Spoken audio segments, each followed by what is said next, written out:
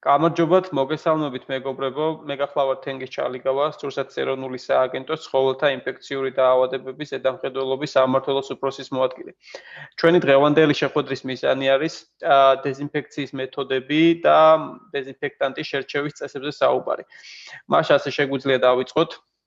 პირველ სლაიდზე მოცემულია ის ტერმინოლოგია, რომელიც ჩვენ ხშირად ხვდება პრაქტიკაში და ლიტერატურაში, ამიტომ მათი სწორი ცოდნა არის ძალიან მნიშვნელოვანი.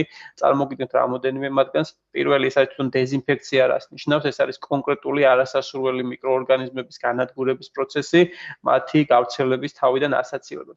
მეორე ტერმინი, რომელიც ჩვენ ხშირად ხვდება, ეს არის კონტამინაცია და იგი ნიშნავს მასალის მიკროორგანიზმების დაბინძურებას. ანუ კონტამინირებული მასალა ნიშნავს მიკროორგანიზმების დაბინძურებული მასალა. შესაბამისი ტერმინი დეკონტამინაცია უკვე ნიშნავს მიკროორგანიზმების მოცილების ან განადგურების ნებისმიერ პროცესს. მსგავსი ტერმინი არის ანტისეპტიკაც, რომელიც ნიშნავს ცოცხალი ქსოვილებიდან მიკროორგანიზმების მოცილების პროცესს. და სტერილიზაცია არის ძალიან ცნობილი ტერმინი, რომელიც ყველამ ვიცით და იგი ნიშნავს ნებისმიერი მიკროორგანიზმების სრულ განადგურებას. ეხლა რაც შეეხება დეზინფექციის სახეებს, მოგეხსენებათ დეზინფექცია ეს არის ინფექციასთან ბრძოლის ერთ-ერთი მნიშვნელოვანი ნაწილი, ამიტომ დეზინფექციის სწორად და სრულყოფილი ჩატარება მნიშვნელოვნად ამცირებს ინფექციის გავრცელებას და განვითარებას ფერმებში და მეურნეობებში. პირველი ეტაპი, რომელიც დეზინფექციის ჩატარების დროს ხდება, ეს არის მექანიკური დეზინფექცია, რომელიც თავის მხრივ მოიცავს დაგვას და დასუფთავებას და ეს ძალიან მნიშვნელოვანი ეტაპია, ვინაიდან დაგვა დასუფთავების დროს ნებისმიერი ზედაპირიდან უნდა მოვახდინოთ იმ ანარჩენების გატანა და გასუფთავება, რომელიც წარმოადგენს ბარიერს დეზინფექციანთა და უშუალოდ იმ ზედაპირს შორის, რომელზეც ხდება დეზინფექცია. მექანიკური დაგვა დასუფთავების შემდგომ იწყება მეორე ეტაპი, რომელიც არის სანიტარული დეზინფექცია და იგი გულისხმობს გარეცხვას და ვენტილაციას. გარეცხვა უმჯობესია მოხდეს თბილი წყლის და მაღალი წნევის ქვეშ, რათა დაალბეს ყველა ის ძველი ანარჩენი, რომელიც ხდება ამა თუ იმ ზედაპირზე და მოვახდინოთ მათი განთავისუფლება ზედაპირიდან. და შემდგომ უნდა მოვახდინოთ ამ ზედაპირის შენობა-ნაგებობის ვენტილაცია, ანუ გაშრობა, რათა მოვამზადოთ შენობა-ნაგებობები საკუთრივ დეზინფექციისათვის. საკუთრივ დეზინფექცია თავისთავად სამი მეთოდისაგან შედგება, ეგ არის ფიზიკური დეზინფექცია, ქიმიური და ბიოლოგიური. ჩვენთვის ყველაზე აქტუალური არის ქიმიური დეზინფექცია, როდესაც ჩვენ ვიყენებთ ფენოლებს, მჟავეებს, აირებს, მძიმე ლითონთამარილებს დეზინფექციისათვის, ანუ ყველა იმ ქიმიურ პრეპარატს, რომელიც შესაბამისი წესების დაცვით იყიდება ვეტერინარულ აფთიაქებში. და იგი ფრიად აპრობირებული მეთოდი არის. რაც შეეხება ფიზიკურ დეზინფექციას, იგი ფართოდ გამოიყენება გარემო პირობებში, ღია სივრცეებში, რადგან სინათლე, გაშრობა, ტემპერატურა თავისთავად უარყოფითად მოქმედებს მიკროორგანიზმებზე, ასუსტებს და კლავს მათ, ამიტომ გარე სივრცეებში ჩვენგან დამოუკიდებლადაც მიმდინარეობს ფიზიკური დეზინფექცია. ბიოლოგიური დეზინფექციის მეთოდები ეს არის ბიოთერმული ორმოების გამოყენება, ანტაგონისტები მიკრობებისა და ცხოველების გამოყენება, რომელიც ასევე სხვადასხვა პროცესების დროს გამოიყენება. იმის და მიხედვით თუ რისთვის ტარდება დეზინფექცია, იგი შეიძლება იყოს პროფილაქტიკური, მიმდინარე და დასკვნითი.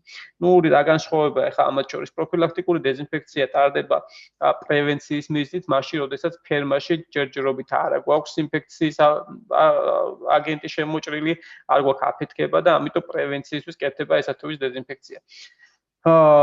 პრევენციული დეზინფექცია, ანუ იგივე პროფილაქტიკური დეზინფექცია შეიძლება ჩატარდეს კვარტალში ერთხელ, ან წელიწადში ორჯერ, ან სხვა რიგითობით, როგორც ამას გადაწყვეტს კონკრეტული ვეტერინარი.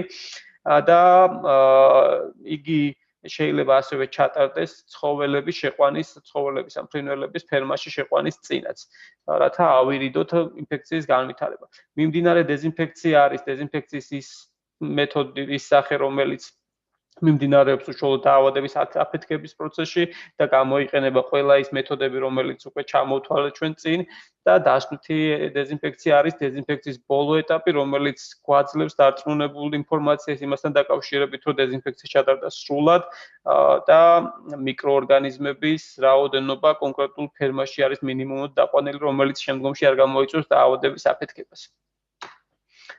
რა არის დეზინფექციის მიზნები და ფუნქციები? თვითონ დეზინფექტანტი ეს არის ნივთიერება, რომელიც გამოიყენება დაავადების გამომწვევი ორგანიზმების გასანადგურებლად, ხო? მიზნები ამას გააჩნია შემდეგი სახის. პირველი, რომ ინფექციური დაავადებების კონტროლი და აღმოფხვრა მოვახდინოთ, პათოგენური ორგანიზმთა ბრძოლა განვახორციელოთ და ბიოლოგიური რისკების ეფექტური მართვა მოვახდინოთ. ბუნებრივია ამას აქვს შესაბამისი ფუნქციები. პირველი, რომ ხელი შეუშალოთ ინფექციური აგენტის მეურნეობაში შეჭრას.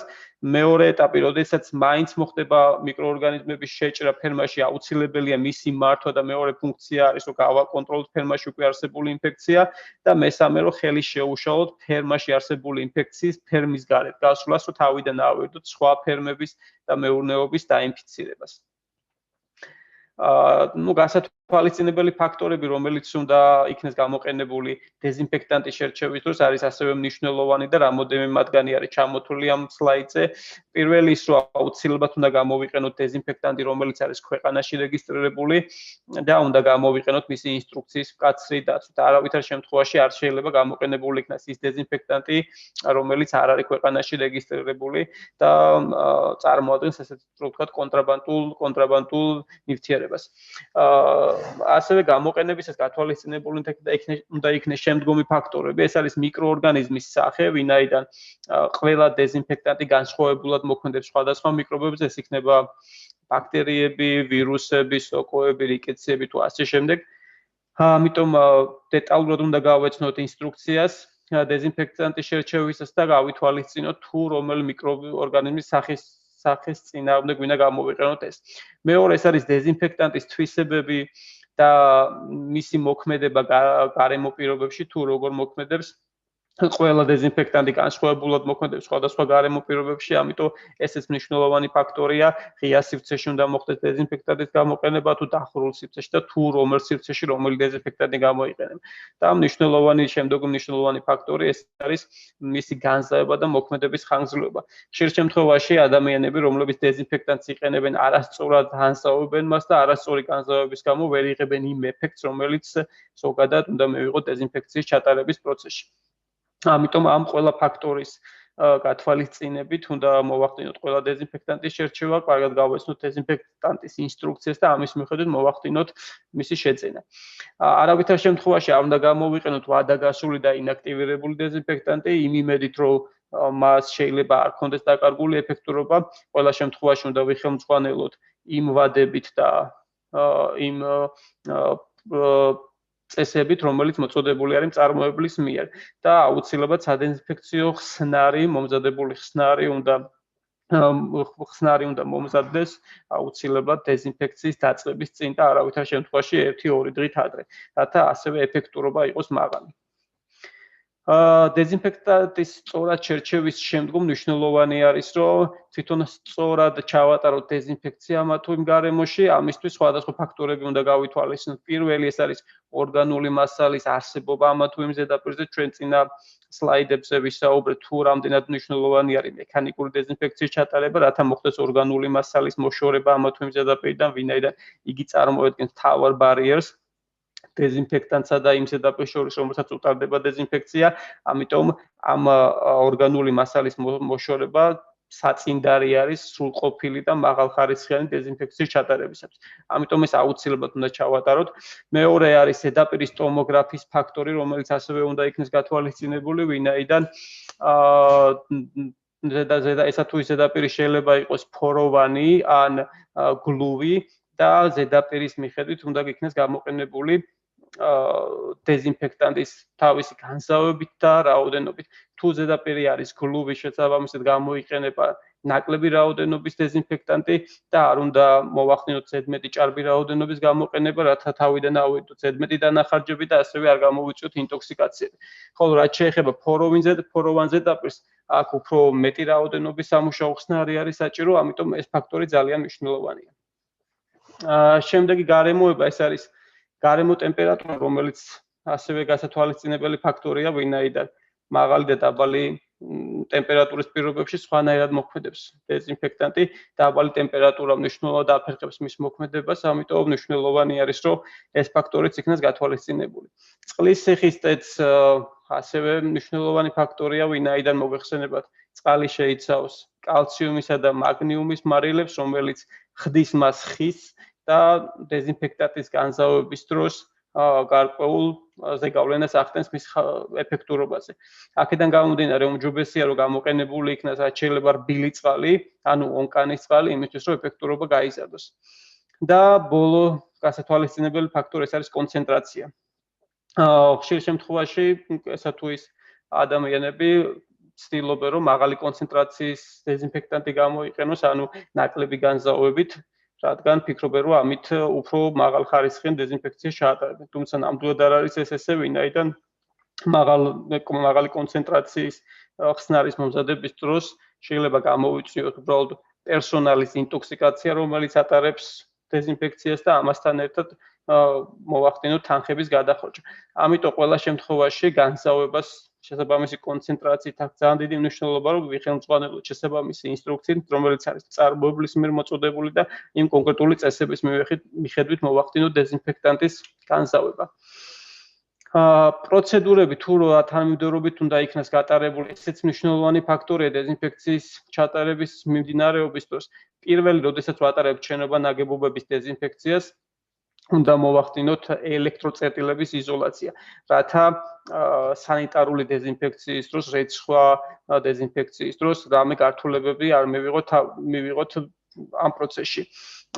როდესაც მოხდება ყველა ელექტროწერტილების იზოლაცია და ყველა ელექტროაღჭურულობას გამოვთავთ სადინებიდან, ამის შემდეგ იწყება უკვე მექანიკური დაწმენდა და დასუფთავება ფერმის შენობის, ეს არის ნაკელის არხები და სადრენაჟო ჭების განთავისუფლება ანარჩენებისაგან. და როდესაც მექანიკური დასუფთავება დასრულდება, შემდგომ ეტაპზე უკვე გადავდივართ საკუთრივ დეზინფექციაზე, უпростоრად გარეცხვაზე, სანიტარულ დეზინფექციაზე, რომელიც არის ნიშნავს გარეცხვას და დასუფთავებას და როდესაც გაირეცხება ესა თუ ის ზედაპირის შენობა ნაგებობის, შემდეგ უნდა დავიწყოთ უკვე საკუთრივ დეზინფექცია, რომელიც გულისხმობს უშუალოდ დეზინფექტანტის გამოყენებას. ხოლო რაც შეეხება შენობაში უკვე ცხოველების შეყვანას, უნდა ვიხელმძღვანელოთ ისევ და ისევ ინსტრუქციით, რომელიც მოწოდებულია მწარმოებლის მიერ, თუ რომელი დეზინფექტანტის გამოყენების დროს რა მოქმედების ხანგრძლივობა აქვს ამა თუ იმ დეზინფექტანტს და როდის უნდა მოხდეს ცხოველების შეყვანა დეზინფექციის ბოლო დღიდან. ავტოტრანსპორტის დეზინფექცია მნიშვნელოვანია, იქიდან გამომდინარე, რომ შეიძლება აფეთქება და ავადების აფეთქება არ ქონდეს ამა თუ იმ ფერმაში, მაგრამ ავტოტრანსპორტის დაბინძურებული ავტოტრანსპორტის შესვლით მოვახდინოთ კონკრეტული ინფექციის შემოტანა ფერმაში. ამიტომ უმჯობესი იქნება, რომ ზოგადად ავგზავნოთ ან შევზღუდოთ ტრანსპორტის შეცვლა ამა თუ იმ ფერმაში, მაგრამ თუ აუცილებელი არის ტრანსპორტის შესვლა და გადაუდებელი პროცედურა არის, ამისთვის მაშინ უნდა ჩავატაროთ სრულყოფილი დეზინფექცია. რაც შეეხება სრულყოფილ დეზინფექციას, ზუსტად უნდა ჩატარდეს ისევე, როგორც ტარდება შენობა ნაგებობების დეზინფექცია, რომელიც მოიცავს მექანიკურ დასუფთავებას, გარეცხვას და შემდგომ საკუთრივ დეზინფექციას. რათა ყველა ის ორგანული ნარჩენი, რომელიც მანქანას აქვს, იქნეს მოშორებული მანქანიდან და შემდგომ ჩატარდეს დეზინფექცია. ასევე გასათვალისწინებელი ფაქტორი არის ის, რომ გარეცხვა უმჯობესია მოხდეს თბილი წყლით და მაღალი წნევით, რათა მოშორდეს ყველა ანარჩენი ავტოტრანსპორტს, ხოლო უშუალოდ ხსნარის გამოყენება უნდა მოხდეს დაბალი წნევით. საკმაოდ აპრობირებული მეთოდი არის დეზინფექტანტის შეშხურება შესაბამისი ტექნიკის საშუალებით, შემასხურებლების საშუალებით, რომელიც დგას გარემიდან მოშ და ეს აპრობირებულია იქიდან გამომდინარე, რომ გარემო ტემპერატურის გავლენა შემცირდეს დეზინფექტანტზე, როგორც არის დაბალი ან გაყინვა, ან მაღალი ტემპერატურები.